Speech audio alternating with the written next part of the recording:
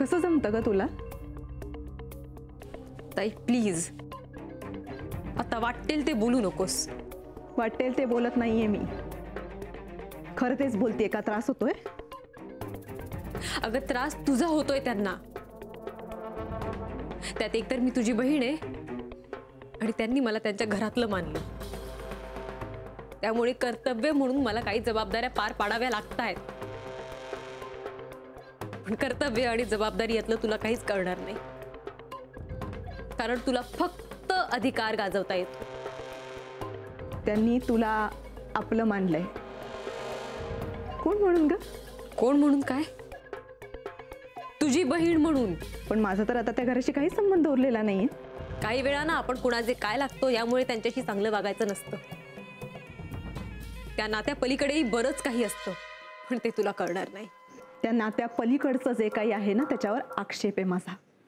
मग हा तुझा आक्षेप तुझ्याकडेच ठेव, कारण मी आक्षेप घेण्यासारखं काहीही वागलेली नाहीये. पण तू मात्र कायम तसंच वागत आलीयस.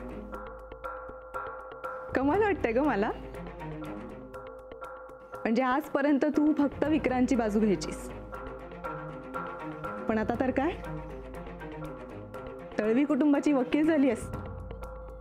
हवं तर तसं म्हण, कारण विक्रांत आणि दळवी या अत्यंत चांगल्या माणसांना तुझ्यामुळे त्रास झालाय.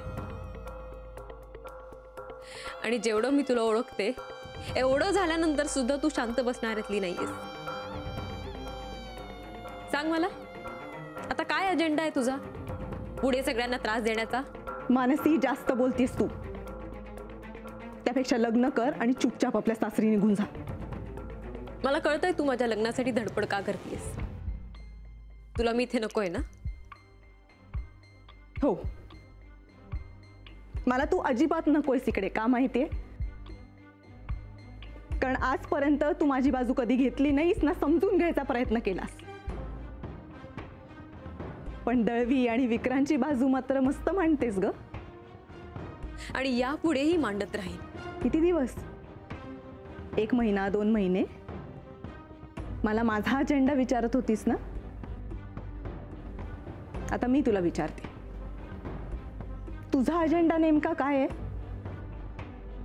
माझा तर काय आता त्या घराशी काहीच संबंध उरलेला नाहीये, पण तू जाणार आहेस ना बँगलोरला आपल्या सासरी? मग म्हणून सांगते मानसी, आधी स्वतःचा अजेंडा काय आहे ना ते नीट ठरव. कारण सलीलच्या आयुष्यात फक्त एकच अजेंडा आहे, आणि तो म्हणजे मानसीशी लग्न करणं. कळलं?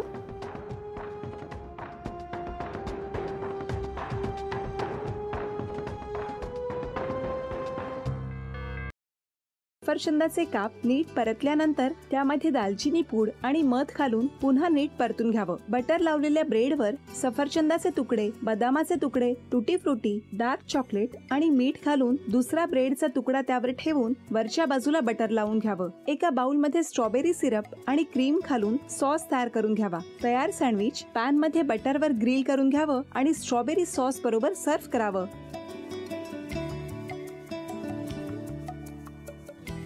हे जेव्हा बोलत होते तेव्हा मी बघत होतो की या दोघांनी स्वतःचा संसार उभा केलाच, पण स्वतःच्या संसाराबरोबर अनेकांच्या आयुष्यात आनंद निर्माण केला.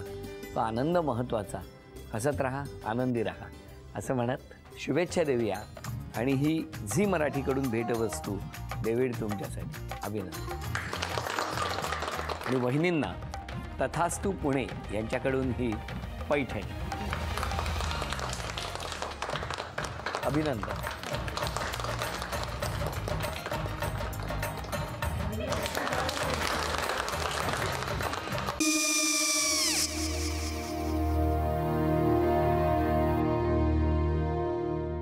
काय गो?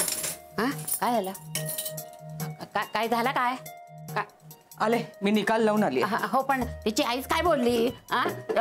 तिला वाटलं का सगळ्या निशाने आपल्या चुका कबूल केल्या का? आई, मी चांगलं सुनावून आली आहे. त्या तिची बाजू घेत होत्या, पण मी लक्ष दिलं नाहीये. खूप झालं आता. चांगुलपणा खूप झाला. मऊ दिसलं ना की कोपऱ्याने खणतात ना माणसं, ते असं. अगो पण आईच म्हणली काय तिची, पटला काय तिका? मला माहिती. आई मी तुम्हाला नंतर फोन करते. हो. आणि आई बाबा जे बोलले त्याचं वाईट नका वाटून घेऊ. सॉरी. सॉरी काय त्यात? नेहा आले. आई मी येते. होय. काकू येते.